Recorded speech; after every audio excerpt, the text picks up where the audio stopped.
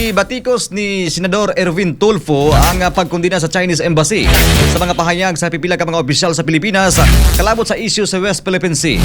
Matod pa ni Tulfo, walay katungod ang Chinese Embassy nga isupina ang mga opisyal sa nasod alang sa ilang pamahayag batok sa giingong pag-ilog sa China sa teritoryo sa Pilipinas. Ihatagan og gibug-aton sa senador ang kagawasan sa pagsulti nga naa matod pa sa konstitusyon sa Pilipinas o gikinahanglan tahuron kini sa mga langyaw. Nitumaw ang issue human ang deputy spokesperson sa Chinese Embassy nga si Go Wei. Mingon nga ang kagawasan sa pagsulti dili lisensya sa pagdaot sa mga lider sa laing nasod.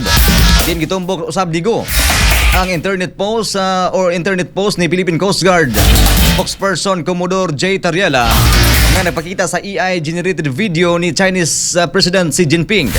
Kalabot ini giklaro ni Tulfo nga kung gusto sa mga opisyal sa China ang respeto sa mga Pilipino, kinahanglan una nila nga tahuron ang konstitusyon sa Pilipinas og ilhon nga dili ila ang nasod. Express, balita sa buntag. Express, balita sa buntag.